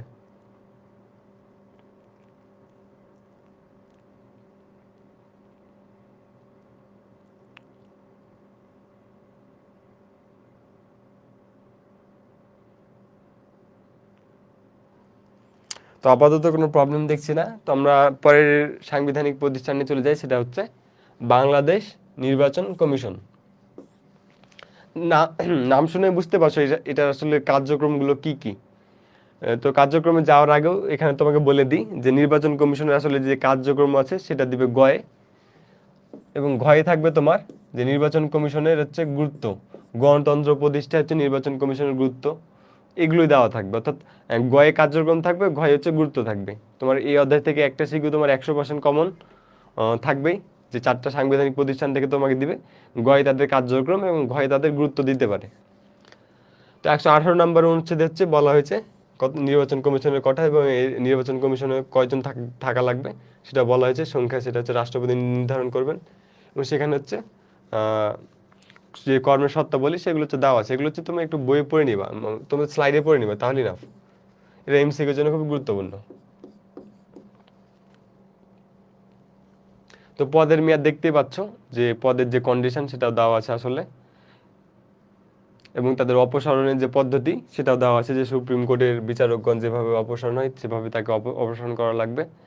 তো এইগুলো হচ্ছে তোমার স্লাইড থেকে পড়ে নিবা। এখন আমরা মূল জিনিসটা চলে যাব, যে নির্বাচন কমিশনের কার্যাবলীতে চলে যাব আমরা। এই যে নির্বাচন কমিশনে আসলে কি কি কাজ করে, এটা যে গঠন করলাম, এটা শর্তাবলী দিলাম, নিয়োগ দিলাম, এখন এটার কার্যক্রমগুলো আসলে কি কি দেখো। এটার মূল কার্যক্রম হচ্ছে নির্বাচন হচ্ছে পরিচালনা করা। আমাদের দেশে হচ্ছে রাষ্ট্রপতি নির্বাচন হয়, সংসদ নির্বাচন হয়, মন্ত্রীদের নির্বাচন হয়, অনেকগুলোই কিন্তু নির্বাচন হয়। তো এই যতগুলো নির্বাচন আছে সবগুলো নির্বাচন পরিচালনা কে করে? নির্বাচন কমিশন করে। তো দেখো, রাষ্ট্রপতি, জাতীয় সংসদ, সব নির্বাচন পরিচালনা কে করে? নির্বাচন কমিশন। এছাড়াও নির্বাচনে যে যারা ভোট দিবে, যারা ভোটার, সে ভোটার তালিকা প্রণয়ন, তারপর নির্বাচনের যে এলাকার সীমানা নির্ধারণ, এই সবগুলোই এই নির্বাচন কমিশন করে থাকে। তারপর নির্বাচনের ফলাফল চূড়ান্ত ঘোষণা, নির্বাচন একত্রীকরণ, অর্থাৎ নির্বাচন কমিশনকে কিন্তু নিরপেক্ষ থাকা লাগে, তাদের কিন্তু সৎ থাকা লাগে। এই যে নির্বাচন, তাদের অনুষ্ঠান পরিচালনা করা লাগে, ফলাফল ঘোষণা করা লাগে, এগুলো সব কিছু ক্ষেত্রে কিন্তু তাদের সৎ থাকা লাগে। এছাড়াও যে অতিরিক্ত তাদের যে কার্যক্রমগুলো আছে এগুলো একটু পড়ে নিও তোমরা। তো এই নির্বাচন কমিশনের তোমাদের প্রধান কাজ দেখতেই পেলে যে নির্বাচন কমিশনের প্রধান কাজ কি? নির্বাচন অনুষ্ঠান পরিচালনা করা। তো তোমাদের এই নির্বাচন কমিশন থেকে যদি কোশ্চেন আসে এখানে, গয় তোমাকে দিবে নির্বাচন কমিশনের কার্যক্রম দিবে, আর ঘয়ে দিবে তোমাকে নির্বাচন কমিশনের গুরুত্বটা তোমাকে লিখতে দেবে, বাট ঘুরিয়ে পেঁচিয়ে বললো যে বাংলাদেশের গণতন্ত্র প্রতিষ্ঠায় নির্বাচন কমিশনের গুরুত্ব লেখো, কিংবা একটি দেশের সুষ্ঠু গণতন্ত্র প্রতিষ্ঠায় নির্বাচন কমিশনের গুরুত্ব। এভাবে তোমাকে এই গুরুত্বটা লিখতে হবে কোথায়? ঘয়ে, কিন্তু একটু ঘুরিয়ে পেঁচিয়ে। তো নির্বাচন কমিশন যদি সৎ থাকে, নিরপেক্ষ থাকে, তাহলে দেখা যাবে যে জনগণের প্রতিনিধি নির্বাচিত হবে, ফলে দেশের উন্নয়ন খুব তাড়াতাড়ি সাধিত হবে, দেশের সুশাসন প্রতিষ্ঠিত হবে। মূলত এইসব রিলেটেড করে আর কি লিখতে হবে। তো এই ছিল নির্বাচন কমিশন, আশা করি বুঝতে পারছো। আমি তোমাদের এগুলো নিয়ে আরো হিউজ ডিটেলসে পড়াতে চাই না, কারণ বই দেওয়া আছে, আমি জানি তোমরা এগুলো জানো। আর ক্লাসও বড় করতে চাচ্ছি না, যেহেতু তোমাদের এক্সাম ডেট দিয়ে দিয়েছে, অতিরিক্ত পড়িয়ে তোমাদের লাভ নাই। তো আমরা এখন দেখবো অ্যাটর্নি জেনারেল। এটা হচ্ছে আরেকটা সাংবিধানিক প্রতিষ্ঠান। তো এটা হচ্ছে 64 নম্বর অনুচ্ছেদে আলোচনা করা হয়েছে। এটা হচ্ছে খুবই গুরুত্বপূর্ণ। এটা হচ্ছে তোমরা 3 স্টার দিবা। এটা এমসিকিউ বলো, আর সিকিউ এর কতেও দিতে পারে। তো অ্যাটর্নি জেনারেলটা আসলে কি? অ্যাটর্নি জেনারেল হচ্ছে সরকারের সর্ব সব প্রধান হচ্ছে আইন হচ্ছে সরকারি কর্মকর্তা, অর্থাৎ আইন প্রণেতা। তো এই অ্যাটর্নি জেনারেল হচ্ছে, একটা অ্যাটর্নি জেনারেল থাকবে, তার সাথে একটা সহকারী অ্যাটর্নি জেনারেল থাকবে। এবং মেয়াদ এবং কর্মের সত্ত্ব, পদত্যাগ এবং অপসারণ, এগুলো আসলে অন্যান্যর মতো আর কি একই, যে একে হচ্ছে নিয়োগ দেয় কে? রাষ্ট্রপতি দেয়। আর পদত্যাগ হচ্ছে সুপ্রিম কোর্টের বিচারপতি যেভাবে অপসারণ করা হয় তাই সেভাবে। এগুলো সবগুলোর ক্ষেত্রে কিন্তু একই। মেয়াদও দেখা যায় 5 বছর, কিংবা যে এক নির্দিষ্ট বয়স থাকে। তো এগুলো হচ্ছে তোমরা দেখে নিবা সবগুলো: গঠন, মেয়াদ, পদত্যাগ, অপসারণ, পদমর্যাদা। আমরা সরাসরি কোথায় চলে যাব? অ্যাটর্নি জেনারেলের ক্ষমতা ও কাজে চলে যাব সরাসরি। তো অ্যাটর্নি জেনারেল দেখো তার মূল আসলে কাজগুলো কি দেখো। প্রথমত দেখো, রাষ্ট্রপতি কর্তৃক ন্যস্ত দায়িত্ব সমূহ পালন করবে। রাষ্ট্রপতি যেগুলো তাকে দায়িত্ব দিবে সেগুলোকে তাকে কি পালন করা লাগবে। আর অ্যাটর্নি জেনারেল মানে বুঝতে পারছো যে সে কি খুব জ্ঞানী সম্পন্ন একজন হবে, কারণ সে যারা হচ্ছে খুব অভিজ্ঞতা সম্পন্ন তাদের কিন্তু কি অ্যাটর্নি জেনারেল হিসেবে নিয়োগ দেওয়া হয়। অর্থাৎ যারা বিচারপতি ছিল বলো, এরকম টাইপের কাউকে কিন্তু নিয়োগ দেওয়া হয়। তারপর অ্যাটর্নি জেনারেলের দায়িত্ব পালনের জন্য সকল আদালতে তার বক্তব্য পেশ করতে পারবে। অর্থাৎ সরকারের যদি বিরুদ্ধে কোনো কিছু আপিল করা হয়, কিংবা সরকারের বিরুদ্ধে কোনো মামলা করা হলে অ্যাটর্নি জেনারেল কি বিভিন্ন আদালতে গিয়ে তার বক্তব্য পেশ করতে পারবে সরকারের পক্ষ থেকে। মূলত মনে রাখবা, অ্যাটর্নি জেনারেল হচ্ছে সরকারের পক্ষের লোক, অর্থাৎ সরকারের বিপদে সবসময় সাহায্য করবে, আইনি সহায়তা দিবে কে? Attorney general. সরকারের কিংবা রাষ্ট্রপতির সবসময় অ্যাটর্নি জেনারেল হচ্ছে সহায়ক হিসেবে কাজ করবে।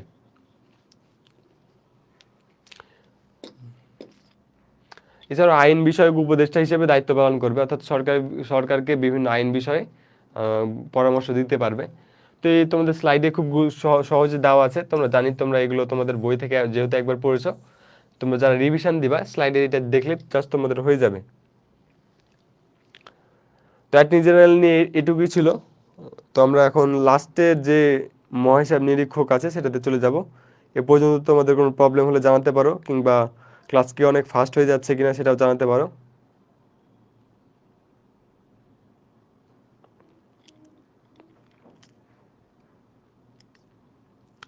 তো আমরা ক্লাসটা দ্রুত শেষ করি, সেটা হচ্ছে লাস্টের যে টপিক আছে। তো এখান থেকে সিকিউ যদি দেয় কীভাবে দিবে সেটা একটু বলি। সেটা হচ্ছে তোমার গয়ে যদি দেয়, গয়ে দিবে যে অ্যাটর্নি জেনারেলের কার্যক্রম দিবে এটার, সরি, যেটা এটা আসলে দায়িত্বগুলো কি কি। যেমন সরকারের পক্ষে আইনের লোক হিসেবে কাজ করে, আইনি সহায়তা দেয় সরকারকে, রাষ্ট্রপতিকে আইনের সহায়তা দেয়, বিভিন্ন আদালতে সরকারের পক্ষে বক্তব্য পেশ করে। এছাড়া যে আর অন্যান্য কার্যক্রম আছে এগুলো হচ্ছে লিখতে হবে গয়ে। আর ঘয়ে যদি এটা দিয়ে দেয় তাহলে দিবে যে অ্যাটর্নি জেনারেলের উপর এটার গুরুত্বটা দিবে, যে এটার গুরুত্বটা দিবে ওটা একটু ঘুরিয়ে পেঁচিয়ে দিবে। কিভাবে দিবে সেটা হচ্ছে বলে দিবে যে বাংলাদেশ অ্যাটর্নি জেনারেল হচ্ছে কিভাবে সরকারের ভাবমূর্তি রক্ষা করে বা সরকারকে সহায়তা করে, এভাবে হচ্ছে এটার গুরুত্বটা দিবে। তোমরা জানো যে অ্যাটর্নি জেনারেল হচ্ছে প্রধান আইন উপদেষ্টা, যেহেতু সেটা হচ্ছে যে আইন বিষয়ক যত পরামর্শ সব অ্যাটর্নি জেনারেল কাকে দেয়, সরকারকে দেয়, বিভিন্ন সময় কি সহযোগিতা করে আইনি সহায়তা দিয়ে। তো এভাবে কি সরকারের ভাবমূর্তিটা রক্ষা করে কে, এই অ্যাটর্নি জেনারেল। এভাবে আর কি রিলেটেড করে লিখবা। তো এই ছিল এইখানে তোমার সামারি। এবার আমরা লাস্টের যে টপিক আছে সেটাতে চলে যাব, মহাহিসাব নিরীক্ষক ও নিয়ন্ত্রক। তোমরা এটা দেখে বুঝতে পারছো আসলে এর কার্যক্রমগুলো আসলে কি কি। তো দেখো এটা আলোচনা করা হচ্ছে কত সবগুলো পদে আসলে কি কার দ্বারা নিযুক্ত হবে, রাষ্ট্রপতি দ্বারা। অর্থাৎ চারটা যে সাংবিধানিক প্রতিষ্ঠান দেখলাম সবগুলো মেইনলি কার দ্বারা, এই রাষ্ট্রপতি দ্বারা নিযুক্ত হবে সবাই। আর এটা হচ্ছে মহাহিসাব নিরীক্ষকটা কত, 127 নম্বর অনুচ্ছেদে আলোচনা করা হয়েছে। এটা হচ্ছে এমসিকিউর জন্য খুব গুরুত্বপূর্ণ। এমসিকিউ এবং কয়ের জন্য খুব গুরুত্বপূর্ণ। তো কর্মের মেয়াদ ও পদচ্যুতি আগের মতোই সব, আগের যে টপিকগুলো পড়ালাম, সাংবিধানিক প্রতিষ্ঠানগুলো পড়ালাম সেগুলোর মতোই। প্রজাতন্ত্রের হিসাব রক্ষার আকার ও পদ্ধতি। তো দেখো মহাহিসাব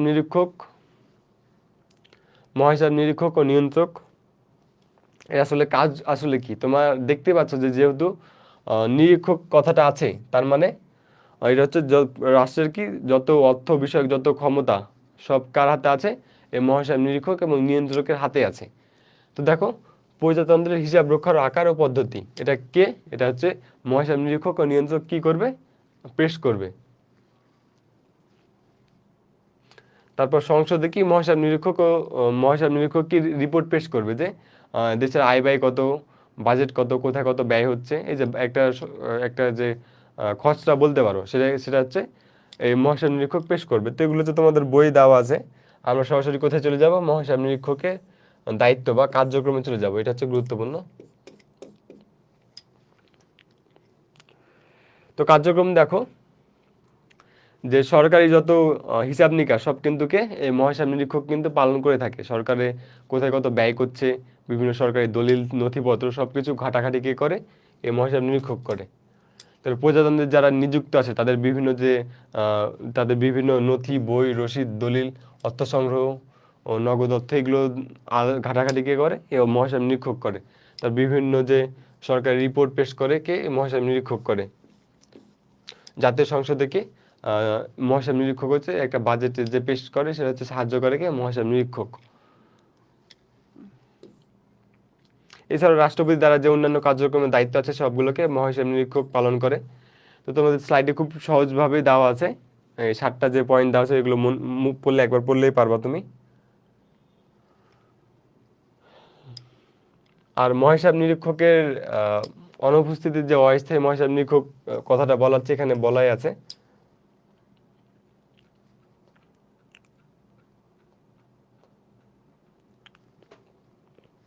তো আমরা মহাহিসাব নিরীক্ষক যদি আমরা বলি যে মহাহিসাব নিরীক্ষক হচ্ছে একটা সাংবিধানিক প্রতিষ্ঠান, যেটা হচ্ছে 127 নম্বর অনুচ্ছেদে বলা হয়েছে। তো মহাহিসাব নিরীক্ষক হচ্ছে প্রজাতন্ত্রের যত হিসাব নিকাশ কিংবা যত অর্থ সম্বন্ধে যত কার্যক্রম সবকে মহাহিসাব নিরীক্ষক করে, এবং এদের কার্যক্রমগুলো তোমাদের সুন্দরভাবে স্লাইডে অ্যাড করে দিয়েছি, এগুলো তোমরা একবার দেখে নিবা। এবং এখান থেকে কিভাবে কোশ্চেন আসে সেটা আমরা দিই, সেটা হচ্ছে গয় দিবে, মহাহিসাব নিরীক্ষকের কার্যক্রম দিবে, এটা আসলে কার্যক্রম এবং এটার দায়িত্ব আসলে কি কি। এবং ঘয়ে গিয়ে তোমাকে দিবে যে মহাহিসাব নিরীক্ষকের যে গুরুত্ব সেটা দিবে, যে দেশের অর্থ সম্পদ কিংবা দেশকে দেশের উন্নয়ন সাধনে এই মহাহিসাব নিরীক্ষকের গুরুত্বটা দিবে। তো তোমরা চারটা যে টপিক দেখলা, চারটা যে সাংবিধানিক প্রতিষ্ঠান দেখলা, তো এখান থেকে একটা জিনিস তোমাদের কমন দিই, সেটা হচ্ছে তোমাদের এমসিকিউ কিভাবে আসবে সেটা তো তোমাদের বলেই দিলাম যে কোনটা কোন অনুচ্ছেদে আলোচনা করা হয়েছে। তো এখানে সিকিউ তোমাদের কয়ে মেনলি দিবে, কয় তোমাদের দিবে যে এমসিকিউ এর মতো, যে কোন মহাহিসাব নিরীক্ষক অনুচ্ছেদ কত নম্বর অনুচ্ছেদে আলোচনা করা হয়েছে, বা সরকারি কর্ম কমিশন কত নম্বর অনুচ্ছেদে আলোচনা করা হয়েছে। তো এই জিনিসগুলো একটু ভালোভাবে পড়বা, এগুলো হচ্ছে কয়ে দিবে। ক্ষয় তোমাকে একটু অনুধাবনমূলক দিবে, তোমাকে হয়তো দিতে পারলো যে সরকারি কর্ম কমিশনের গঠন সম্পর্কে লিখো, বা সরকারি কর্ম কমিশনের মেয়াদ সম্পর্কে লিখো, এভাবে ক্ষয় দিবে তোমাকে। আর গয়ে গিয়ে তোমাকে গ এবং ঘ হচ্ছে 7 মার্কের। এখানে যে তোমার উদ্দীপক দিবে, উদ্দীপক কিন্তু শুধু যে একটা সাংবিধানিক প্রতিষ্ঠান দিবে তা না, এখানে কমপক্ষে দুইটা দিবে, একটা দুইটা সাংবিধানিক প্রতিষ্ঠানের উদাহরণ দেওয়া থাকবে। সরাসরি তোমাকে উদ্দীপকে বলে দিবে না যে এটা অমুক সাংবিধানিক প্রতিষ্ঠান, তোমাকে সেই সাংবিধানিক প্রতিষ্ঠানের বৈশিষ্ট্য দেওয়া থাকবে, অর্থাৎ দুইটা প্যারা করে দুইটা হয়তো বৈশিষ্ট্য দেওয়া থাকবে দুইটা সাংবিধানিক প্রতিষ্ঠানের। গয় তোমাকে হয়তো দিল যে একটা সাংবিধানিক প্রতিষ্ঠান উমুক বিষয় উমুক বৈশিষ্ট্যটা আসলে কোন সাংবিধানিক প্রতিষ্ঠান আসলে বোঝাই, বা কোন সাংবিধানিক প্রতিষ্ঠানকে বোঝাই, তার দায়িত্ব বা কার্যক্রম সম্পর্কে লিখো, এটা হচ্ছে গয়ে দিবে। আর ঘয় তোমাকে দিবে যে সাংবিধানিক প্রতিষ্ঠানটা অর্থাৎ উদ্দীপকে যেটা আছে তার গুরুত্ব সম্পর্কে দিবে, একটু ঘুরিয়ে পেঁচিয়ে, যেরকম সরকারি কর্ম কমিশন হলে দিবে যে যে দেশের দক্ষ জনশক্তি নিয়োগের ক্ষেত্রে উক্ত কর্ম কমিশনের ভূমিকাটা গুরুত্ব সহকারে লেখো, গণতন্ত্র প্রতিষ্ঠায় নির্বাচন কমিশনের গুরুত্ব লেখো, তোমাকে উদ্দীপক থেকে আর কি দিবে। কিংবা দিবে যে সরকারের ভাবমূর্তি রক্ষায় অ্যাটর্নি জেনারেলের গুরুত্ব লেখো, কিংবা দেশের অর্থ সম্পদ রক্ষায় মহাহিসাব নিরীক্ষকের গুরুত্ব লেখো, এভাবে ঘয়ে দিবে। তো আশা করি তোমরা হচ্ছে গ এবং ঘয়ে কিরকম কোশ্চেন আসবে এটা হচ্ছে তোমরা বুঝতে পারলা। আজকে হচ্ছে আমি খুবই ক্লান্ত, টানা 3টা ক্লাস করা লাগছে সকাল 8টা থেকে, তারপর সুযোগ পাই নাই আবার এখানে আসা লাগছে, তাই হয়তো আমি খুব ফাস্ট পড়ালাম, একটু নিজেকেও ক্লান্ত লাগছে। বাট তো আমি তোমাদের চেষ্টা করলাম যে আসলে তোমাদের এই অধ্যায় থেকে আসলে কীভাবে কোশ্চেনটা দেয়, তোমাদের মূল জিনিসটা আসলে আজকে ধরাই দেওয়ার চেষ্টা করলাম। আর অধ্যায় দুটো যেহেতু খুব সহজ ছিল, তাই আমি আর ইচ্ছা করি আর ওই টাইম ডিউরেশনটা বাড়াচ্ছি না, যেহেতু তোমরা জানো যে অধ্যায় থেকে কেমন প্রশ্ন আসে এবং এই অধ্যায় দুটো খুবই সহজ, তাই তোমাদের টাইম নষ্ট করছি না। আর আমিও চাই এই অধ্যায় থেকে তোমাদের কমন পড়লে অবশ্যই তোমরা এখান থেকে লিখবা, কারণ এখান থেকে লিখলে তোমাদের মার্ক পাওয়ার পসিবিলিটি অনেক বেশি। তো এই দুইটা অধ্যায় তোমাদের সামারি করে দিলাম, তারপরে যদি তোমাদের কোনো প্রবলেম থাকে তোমরা হচ্ছে একটু কমেন্ট বক্সে জানাতে পারো।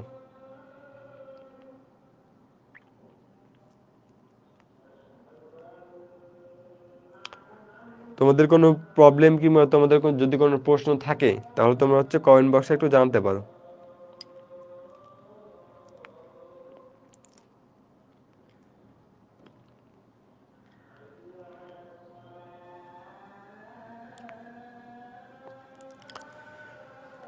তো কিছু এমসিকিউ আছে, সেগুলো হচ্ছে তোমরা প্র্যাকটিস করবা লাস্টের দিকে, আমি স্লাইডে আপলোড দিয়ে দিব। খুবই সহজ এমসিকিউ আছে, সেগুলো সলভ করলাম না। যে দেখো সভাপতির সদস্যকে কে নিয়োগ দেয়, রাষ্ট্রপতি নিয়োগ দেয়। তোমাদের সবগুলোতে বললাম যে অ্যাটর্নি জেনারেল বলো আর নির্বাচন কমিশন বলো, সবগুলোতে যদি নিয়োগের কথা আসে তাহলে কি আসবে, রাষ্ট্রপতি আসবে। এগুলো খুব সহজ এমসিকিউ, তোমরা পারবা আমি বিশ্বাস করি। সরকারি কর্ম কমিশনের প্রধান কাজ কোনটি? কি? প্রজাতন্ত্রের কর্মচারী নিয়োগ, যেটা হচ্ছে তোমাদের বলে দিলাম। তো খুব সহজ সহজ এমসিকিউ আছে, আসলে তেমন একটা এমসিকিউ অ্যাড করা হয় নাই। তোমরা তোমাদের যখন অধ্যায়গুলো সব শেষ হয়ে যাবে, সবগুলো অধ্যায় আমরা কি দিব, তোমাদের মডেল সিট করবো, তো অথবা তোমাদের কিছু মডেল টেস্ট নিব, সেগুলো তোমাদের আর কি প্র্যাকটিস হয়ে যাবে। তো তোমাদের এক্ষেত্রে তোমাদের যেটা আমি সাজেশান থাকবে সেটা হচ্ছে তোমরা হচ্ছে এখন প্রচুর পরিমাণে বোর্ড কোশ্চেন প্র্যাকটিস করো। তোমাদের বোর্ড কোশ্চেনে যত এমসিকিউ আছে সব এমসিকিউগুলো প্র্যাকটিস করো, আর সিকিউগুলো প্র্যাকটিস করো, তাহলে তোমার মেন আইডিয়াটা চলে আসবে যে আসলে কোশ্চেনগুলো কোথা থেকে করা হচ্ছে। তো তোমাদের এছাড়াও তোমাদের দুইটা অধ্যায়ের আসলে তোমাদের সামারি করে দিচ্ছি আরেকবার লাস্টবারের মতো, সেটা হচ্ছে 4 নম্বর অধ্যায় এমসিকিউ তোমাদের বলে দিলাম যে অস্থায়ী সংবিধান যে আদেশ জারি করা হয়েছে অর্থাৎ বাংলাদেশ সংবিধান প্রণয়নের ইতিহাস থেকে গুরুত্বপূর্ণ তথ্যগুলো পড়বে এমসিকিউ এর জন্য। আর যে চারটা মূলনীতি বলা হয়েছে, বাংলাদেশের যে চারটা রাষ্ট্রীয় মূলনীতি আছে, সেই চারটা মূলনীতি কোথায় কোথায় ওই আলোচনা করা হয়েছে, এগুলো হচ্ছে এমসিকিউর জন্য পড়বা।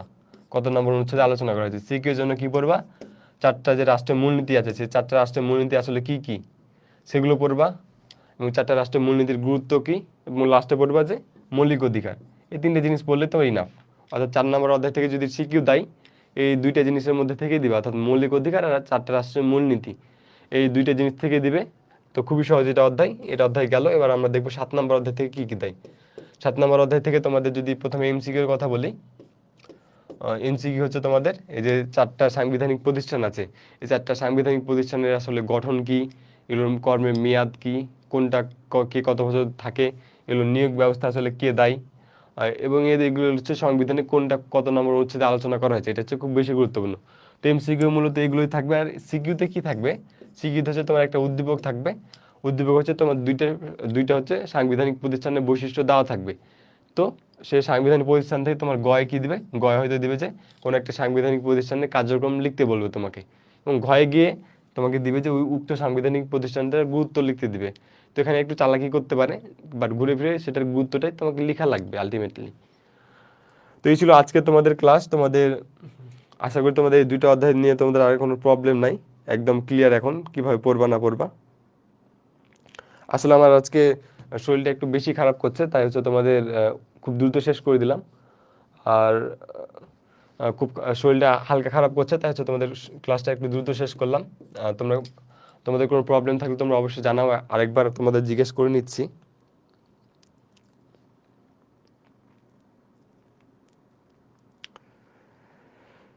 তো খুব ছোট ছোট দুইটা অধ্যায় ছিল, আশা করি তোমরা একটু না একটু হলেও উপকৃত হলে যে আসলে এই অধ্যায় থেকে আসলে কিভাবে কোশ্চেন আসে, কিংবা কোন কোন অধ্যায় জায়গাগুলো ফোকাস করব।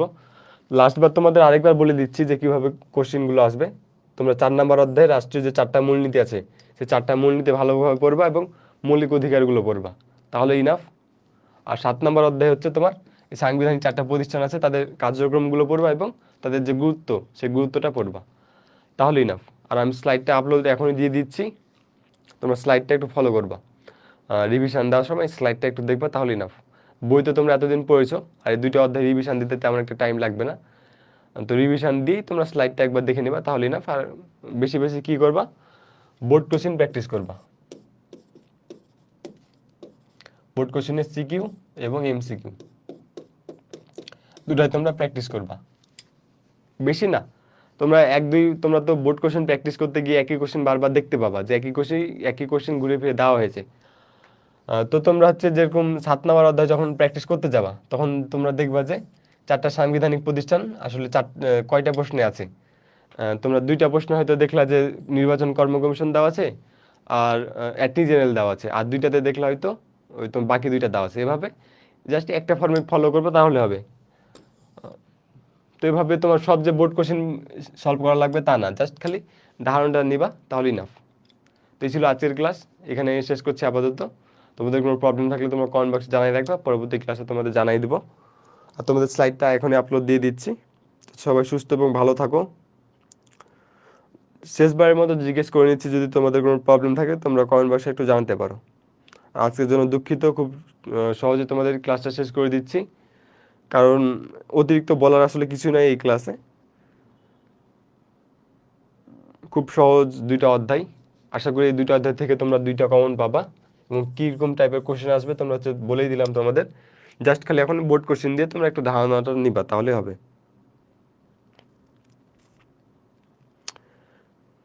তো 7টা সিকিউর মধ্যে 7টা সিকিউ তো তোমাদের লেখা লাগবে, এখান থেকে অবশ্যই চেষ্টা করবো 2টা সিকিউ লেখার, কারণ খুবই সহজ দুইটা অধ্যায়।